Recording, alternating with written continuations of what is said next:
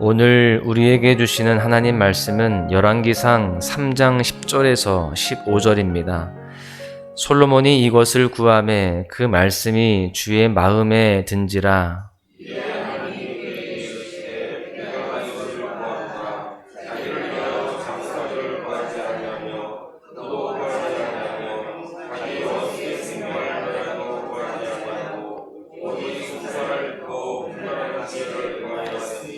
내가 내 말대로 하여 내게 지혜롭고 총명한 마음을 주노니 내 앞에도 너와 같은 자가 없었거니와 내 뒤에도 너와 같은 자가 일어남이 없으리라.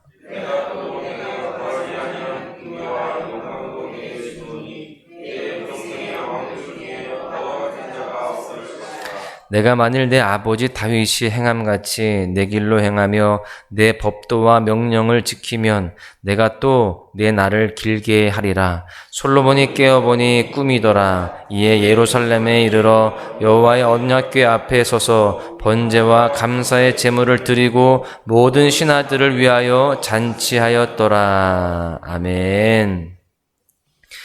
우리 믿는 사람들에게는 고난과 축복이라고 하는 서로 다른 삶의 모습이 존재합니다. 신명기 30장 15절 말씀은 이렇게 고백해요. 보라, 내가 오늘 생명과 복과 사망과 화를 내 앞에 두었나니. 무슨 말입니까? 보니까요, 보라, 너의 인생 앞에 하나님께서 생명과 사망, 축복과 고난을 놓으셨다라는 말씀을 하고 있는 것입니다. 실제로 하나님은 우리 인생에 생명에 이르는 축복과 사망에 이르는 고난을 허락하십니다. 즉 축복과 고난, 이것은 하나님께서 정하신 어쩔 수 없는 인간의 숙명인 것이다 라는 것이죠. 그런데 인간은 누구나 다 축복받기만을 원합니다. 그런데 안타깝게도 대부분의 사람들은 자신이 축복을 받지 못했다라고 생각하면서 실망하고 좌절합니다. 왜 그럴까요? 하나님께서 주시는 축복이 무엇인지 정확히 모르기 때문입니다. 오늘의 말씀을 통해서 우리가 하나님의 축복이 무엇인지 더 분명히 알기를 원하는데요. 오늘 본문은 솔로몬이 받았던 3가지의 축복을 기록하고 있습니다. 바라기는 오늘 본문의 말씀을 통해서 우리가 소망해야 할 진정한 축복이 무엇인지 다시 한번 깨닫게 되는 은혜가 있기를 간절히 소망합니다. 첫 번째는 솔로몬은 지혜의 축복을 받았다라는 것입니다. 본문 12절의 말씀을 보십시오. 내가 내 말대로 하여 내게 지혜롭고 총명한 마음을 주노니 내 앞에도 너와 같은 자가 없었거니와 내 뒤에도 너와 같은 자가 일어남이 없으리라. 여러분, 그렇습니다. 솔로몬은 이전에도 없었고 앞으로도 없는 이 세상에서 가장 뛰어난 지혜의 축복을 받았습니다. 그래서 우리는 솔로몬이 받았던 지혜를 부러워하죠. 그런데 정작 하나님께서 솔로몬에게 주셨던 지혜가 정확히 어떤 것인지 잘 모르는 경우가 많습니다. 우리는 대개 솔로몬의 지혜를 이 세상의 지혜와 비슷한 것으로 여깁니다. 잠깐만 공부해도 많은 내용을 이해할 수 있는 뛰어난 이해력, 또 기억력, 아니면 복잡한 내용을 정확하게 판단할 수 있는 날카로운 판단력 정도로만 생각을 합니다. 물론 하나님께 지혜의 축복을 받고 솔로몬이 인간적으로 매우 똑똑해진 것은 사실입니다. 그래서 오늘 본문 말씀 뒤에 나오는 한 아기를 두고 두 여자가 싸우는 재판에서 그는 역사의 길이 남을 아주 위대한 판결을 내리게 되죠. 그런데 이것은 어디까지나 하나님께서 그에게 주셨던 지혜의 축복의 단편적인 모습에 불과합니다. 솔로몬이 하나님께 받았던 지혜의 축복은 결코 이러한 모습이 전부가 아니라는 거예요. 솔로몬이 받았던 지혜의 축복이 무엇인지 알기 위해서 우리는 성경이 말하는 지혜라는 단어에 대해서 생각해 볼 필요가 있습니다. 성경에서 말하는 지혜라는 단어는 히브리어 원어로 듣다, 귀를 기울이다 라는 동사에서 유래합니다. 그러므로 성경이 말하는 지혜란 하나님의 말씀을 듣는 것을 뜻하는 거예요. 그래서 오늘 본문 9절 말씀의 중간에 듣는 마음이라는 단어를 예전 성경에서는요, 지혜로운 마음으로 번역을 했습니다. 이처럼 성경이 말하는 지혜는 이 세상의 소리가 아닌 하나님의 말씀, 저 하늘의 소리에 귀를 기울이는 것을 뜻하는 것입니다.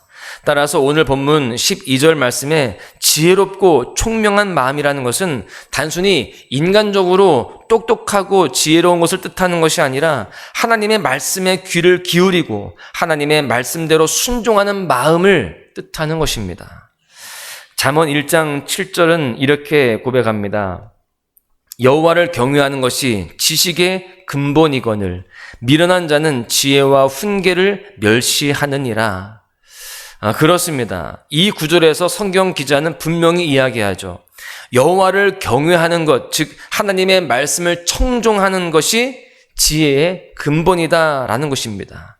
그러므로 하나님의 말씀에 귀를 기울일 때 우리는 지혜의 근본을 얻을 수 있기에 이 세상에서도 똑똑해질 수 있는 것입니다.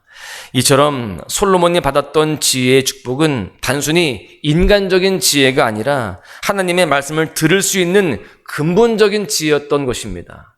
바라기는 우리 모두가 이 시간 주님 앞에 더욱더 말씀을 사모하고 또 말씀에 순종하는 모습으로 이 지혜의 근본을 받을 수 있기를 소망합니다. 하나님의 말씀을 잘 듣고 순종함으로 우리가 하나님의 그 뜻 가운데에 더 지혜로운 인생, 하늘의 지혜를 가지고 세상을 이기는 그런 삶을 살아갈 수 있기를 간절히 소망합니다. 두 번째는 솔로몬은 물질과 명예의 축복을 받았다라고 하는 것입니다. 본문 13절 말씀 앞부분을 보십시오. 내가 구하지 아니한 부귀와 영광도 내게 주노니. 하나님께서는요, 솔로몬에게 그가 구하지도 않았던 물질과 명예의 축복까지 허락해 주십니다. 그런데 우리는 일반적으로 이 물질의 축복을 부정적으로 생각할 때가 종종 있습니다. 왜 그럴까요? 성경에 보시면 성경은 부자에 대해서 부정적으로 설명할 때가 많기 때문입니다. 마가복음 10장 23절 말씀에서 예수님께서는 재물이 있는 사람은 하나님의 나라에 들어가기가 심히 어렵도다 이렇게 말씀을 하셨습니다. 그래서 우리는 예수님께서 돈에 대해서 부정적이셨구나 라고 그렇게 생각할 때가 있는 것이죠. 그러나 이것은 어디까지나 오해일 뿐입니다. 성경은 돈이라는 개념 자체에 대해서 부정적이지 않습니다. 다만 돈을 사랑하는 것을 싫어하고 경계할 뿐입니다. 디모데전서 6장 10절 말씀은 이렇게 고백합니다. 돈을 사랑하는 것이 일만하게 뿌리가 되나니 이것을 사모하는 자들이 미혹을 받아 믿음에서 떠나 많은 근심으로써 자기를 찔렀도다. 여러분 그렇습니다. 성경은 돈을 싫어하는 것이 아니라 인간이 돈을 하나님보다 더 사랑하는 것을 싫어하는 것입니다. 그것을 경계하고 또 그것에 대해서 우리에게 교훈하고 있는 것입니다. 여러분 실제로 인간이 돈을 사랑하게 되면 결국 하나님을 향한 그런 사랑, 믿음마저도 흔들리게 되는 것입니다. 그래서 하나님께서는 물질의 축복을 주실 때 반드시 우리가 하나님을 가장 사랑하는지를 먼저 살피십니다. 그리고 우리의 마음이 하나님 보시기에 합당할 때 물질의 축복을 더하여 주시는 것입니다. 그러므로 물질의 축복은 하나님을 물질보다 더 사랑하는 사람이 누리는 축복인 줄로 믿습니다. 저는 바라기는 우리 모든 소망 가족들이 물질의 복을 다 더 풍성히 누리기를 원하고 있습니다. 그렇게 되어지기까지 하나님을 더욱더 사랑하실 수 있기를 바랍니다. 물질이 아닌 하나님을 더욱더 사랑함으로 하나님 앞에 영광 돌려드리시는 삶을 살아가시기를 바랍니다. 그럴 때 물질의 축복도 도와주시며 풍성함으로 살아가게 될 줄로 믿습니다. 세 번째는 솔로몬은 장수의 축복을 받았다라고 하는 것입니다.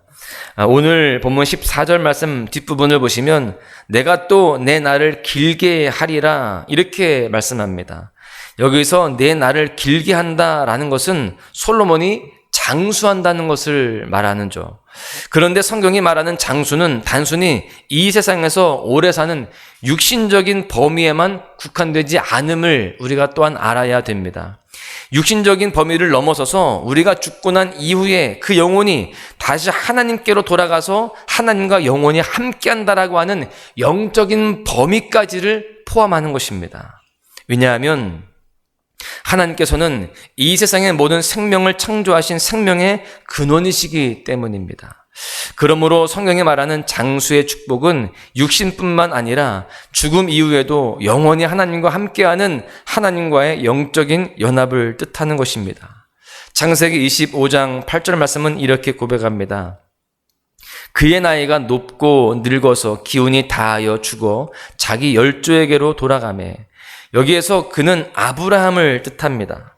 성경은 아브라함이 이 세상에서 장수하고 다시 자기의 열조, 조상에게로 돌아갔다라고 기록합니다.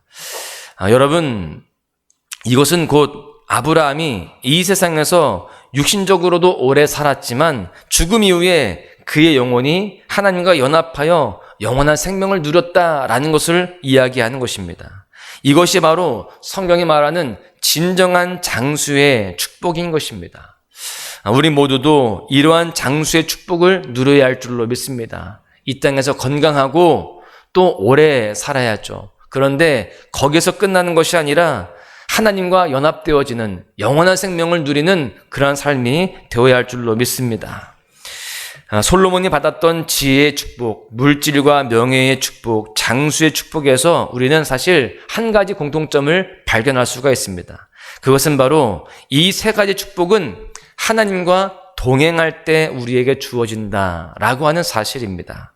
하나님과 동행할 때 하나님의 말씀을 청종하는 지혜의 축복을 누릴 수 있고요. 하나님과 동행할 때에 하나님을 가장 사랑하여 물질의 축복도 누릴 수 있게 되는 것입니다. 하나님과 동행할 때에 영육 간에 하나님과 연합하여 장수의 축복을 누릴 수 있다라는 것이죠. 이처럼 하나님과 동행할 때 하나님께서는 우리의 필요에 따라서 때때로 지혜도 주시고 또한 물질도 주시고 건강도 주시는 것입니다. 그러므로 성경이 말하는 진정한 축복이란 한마디로 하나님과 동행하는 것이라고 정리할 수 있습니다. 결코 지혜 자체가, 물질 자체가, 건강 자체가 하나님께서 우리에게 주시는 진정한 축복이 아니라는 것입니다. 그것은 어디까지나 하나님과 동행하는 자가 누리게 되는 축복의 단편적인 모습에 불과합니다. 우리가 하나님과 동행할 때에 그 모든 것들은 하나님의 그 사랑과 축복 속에 따라오게 되는 것입니다. 하나님께 큰 축복을 받았던 요셉의 인생을 보십시오. 요셉에 대해서 기록한 창세기 말씀을 잘 보시면 빠지지 않고 계속해서 반복되는 구절이 있습니다. 그것은 바로 여호와께서 요셉과 함께 하심으로 라고 하는 구절이죠. 여호와께서 요셉과 함께 하심으로 요셉은 모든 고난과 역경을 이겨낼 수가 있었습니다. 그리고 훗날 그는 애굽의 총리가 될 수 있었어요. 하나님께서 요셉에게 허락하신 축복은 단순히 그가 애굽의 총리가 되었던 게 아닙니다. 하나님께서 어떠한 상황 속에서도 그와 함께 하셨던 것이 바로 요셉이 받았던 진정한 축복이며 또한 그 축복 속에서 그가 애굽의 총리가 되어지고 또한 그 가운데에 하나님이 주신 지혜로 많은 사람들에게 선한 영향을 끼친 것, 이것이 바로 하나님께서 허락하신 은혜였던 것입니다. 우리 모두도 하나님과 함께함으로 이 진정한 축복을 다 누리는 귀한 삶이 되어야 할 줄로 믿습니다. 말씀을 마치겠는데요. 이제는 우리의 축복의 개념이 바뀌어야 됩니다. 그리고 바로 세워져야 되는 거예요. 단순히 이 세상에서 공부 잘하고 돈 많이 벌고 또 성공하고 또 건강하게 되는 것을 내 인생의 축복으로 여길 게 아니라 나의 평생의 삶에 하나님께서 동행해 주시기를 기도하고 소원해야 됩니다. 그러할 때에 하나님께서 우리와 동행하시며 지혜가 부족한 자에게는 지혜를 주시고 물질이 부족한 자에게는 물질을 주시고 건강이 부족한 자에게는 건강도 주실 줄로 믿습니다. 이것이 바로 성경이 말하는 진정한 축복인 것입니다. 오늘 하루 우리 모두가 이 진정한 축복을 이해하고 누리며 그 가운데에 기쁨과 소망이 가득한 그러한 복된 날 되시기를 주님의 이름으로 간절히 축원합니다.